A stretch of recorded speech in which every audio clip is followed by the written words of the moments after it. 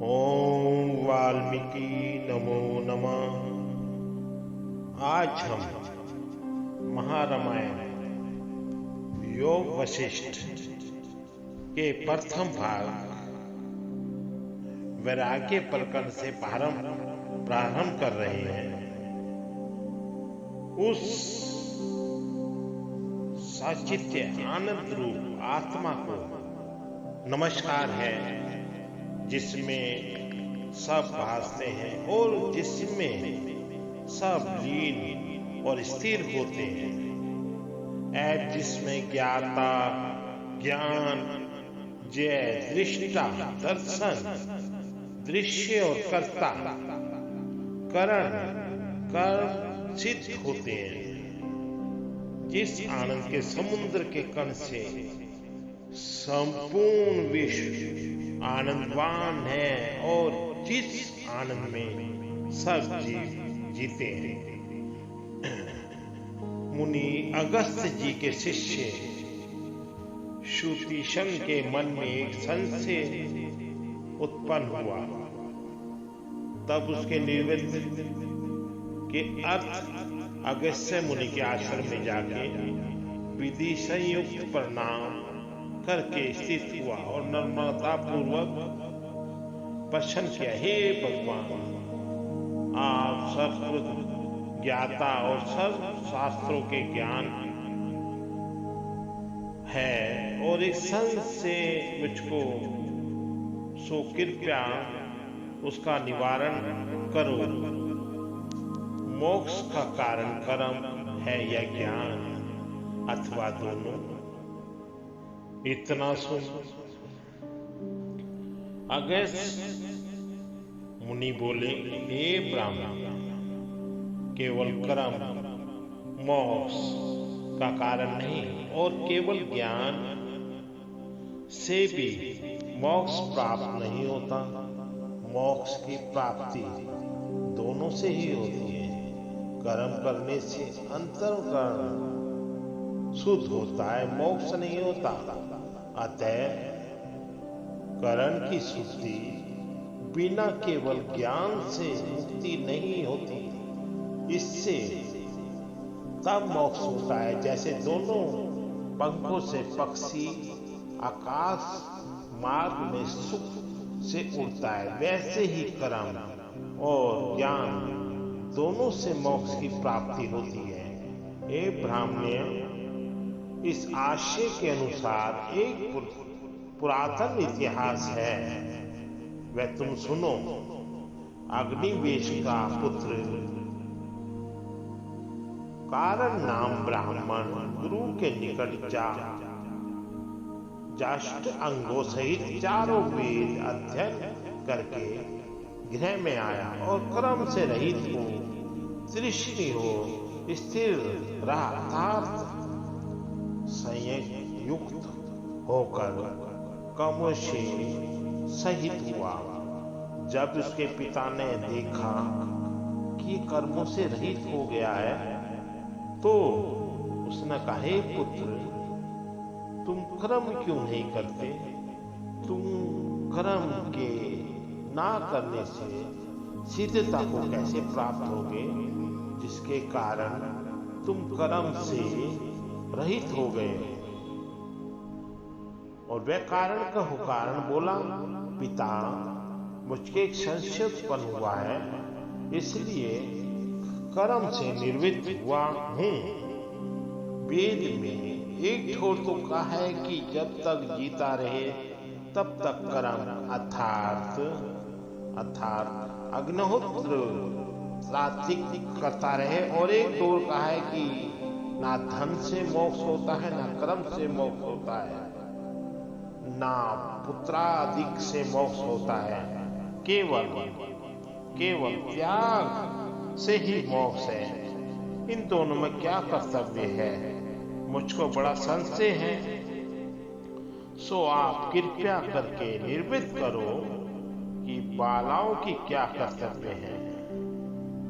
अगस्त्य बोले, शुतिशंग, जब कारण ने पिता से ऐसा कहा तब अग्निवेश बोले कि हे पुत्र, एक कथा जो बहुत पहले हुई उसमें सुनकर हृदय में धारण कर फिर जो तेरी इच्छा हो सो करना। एक काल सुरुचि नामक अप्सरा, जो सभी अप्सराओं में उत्तम थी, हिमालय पर्वत के सुंदर शिखर पर, जहां देवता और किन्नर गण जिनके हृदय कामना से तृप्त थे, अप्सराओं के साथ क्रीड़ा करते हुए, जहां गंगा जी का पवित्र जल का प्रवाह लहरें ले रहा था, बैठी थी।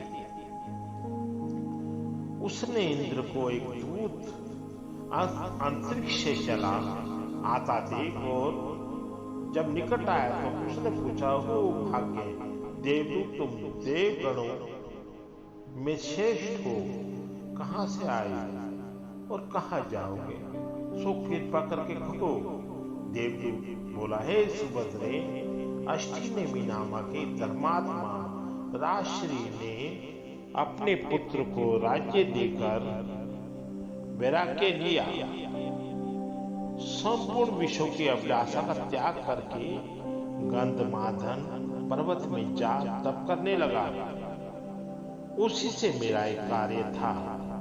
उस कार्य के लिए मैं उसके पास गया था, पर अब इंद्रदेव के पास, जिसका मैं दूत हूं, संपूर्ण विश्रांत निवेदन करने को जाता हूं।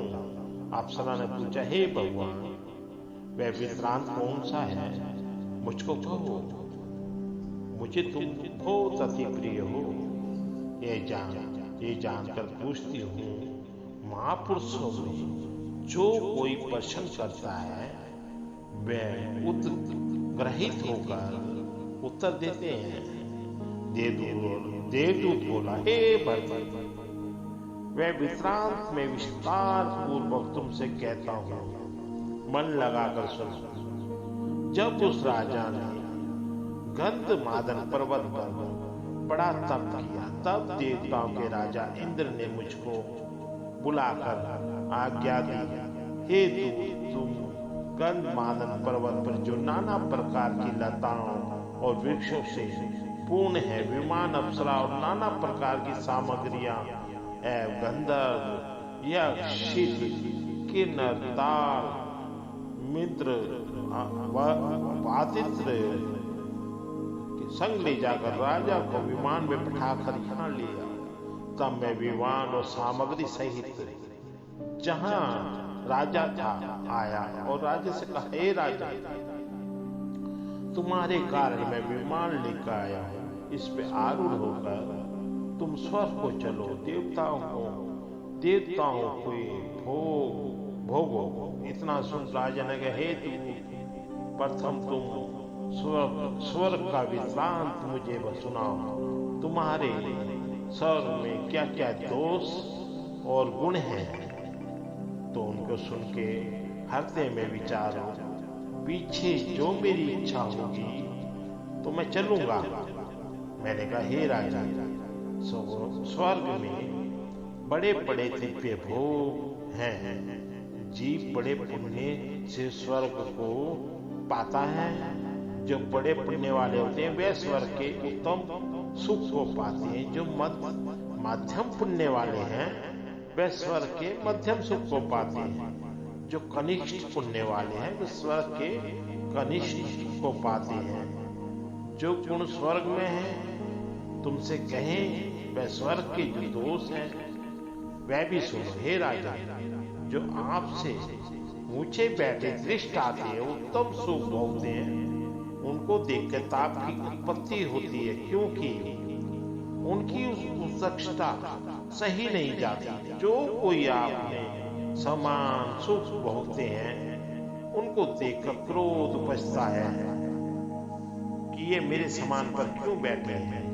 जो आपसे नीचे बैठे हैं उन्हें देख के अभिमान उपजता है कि मैं इनसे श्रेष्ठ हूं। और एक और दोष भी है, जब पुण्य क्षीण होते हैं तब जीव को उसी काल में मृत्यु लोक में गिरा देते हैं, एक क्षण भी नहीं रहने देते। यही स्वर्ग में गुण और दोष है। हे बद्री, जब इस प्रकार मैंने राजा से कहा तो राजा बोला कि हे देवदूत, उस स्वर्ग के योग्य हम नहीं हैं और उसकी इच्छा भी नहीं है। जैसे शर्त अपनी तवज्जो को पुरातन जाकर त्याग देता है, वैसे ही हम उग्र तप करके वैद्य त्याग देते हैं। हे देवदूत, तुम अपने विमान को जहां से लाए हो वहीं ले जाओ। हमारा नमस्कार। हे देव, जब इस प्रकार राजा ने मुझसे कहा कि मैं विमान को अप्सरा आदि सबको लेकर स्वर्ग को गया, तो संपूर्ण वित्रान इंद्र से कहा। इंद्र बहुत प्रसन्न हुआ और सुंदर वाणी से मुझे बोला, हे दूत, तुम फिर जहां राजा है वहां जाओ। वह संसार से उपराम हुआ है, उसको अब आत्म पद की इच्छा होगी, इसलिए तुम उसको अपने साथ भगवान वाल्मीकि के पास, जिसने आत्मा को आत्मकार जाना है, ले जाकर मेरा ये संदेश देना कि महर्षि इस राजा को तत्वबोध का उपदेश करना, क्योंकि यह बोध का अधिकारी है। इसमें स्वर्ग और पदार्थों की भी इच्छा नहीं है। हे सुभद्रे, जब इस प्रकार देवराज ने मुझसे कहा, तब वहां से चलकर राजा के निकट आया और उससे कहा, हे राजा, तुम संसार समुद्र से मोक्ष होने के निमित्त महर्षि वाल्मीकि के पास चलो, वह तुमको उपदेश करेंगे। उसके साथ लेकर मैं वाल्मीकि के स्थान पे आया। उस स्थान पे राजा को बैठा के प्रणाम करके इंद्र का संदेश दिया। तब महर्षि वाल्मीकि ने कहा, हे राजा, कुशल तो है? राजा बोले, भगवान, आप परमात्मा यज्ञ और देव वेदांत जानने वालों में श्रेष्ठ।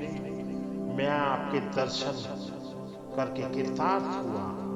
अब मुझको कुशलता प्राप्त हुई। मैं आपसे पूछता हूँ, कृपया करके उत्तर दीजिए कि मैं संसार के बंधन से कैसे मुक्ति हो।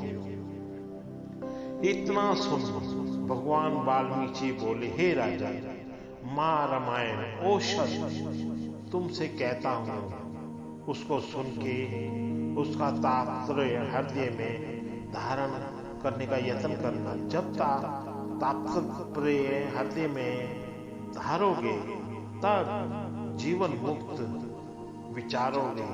हे राजा, यह वशिष्ठ जो रामचंद्र जी का संवाद है, उसमें मोक्ष का उपाय कहाँ है, उसको सुनकर जैसे रामचंद्र जी अपने स्वभाव में स्थित हुए और जीवन मुक्त होकर विचरे, वैसे ही तुम भी विचरोगे। राजा बोले, हे भगवान, रामचंद्र जी कौन थे, कैसे थे और कैसे होकर विचारे, सो कृपया करें।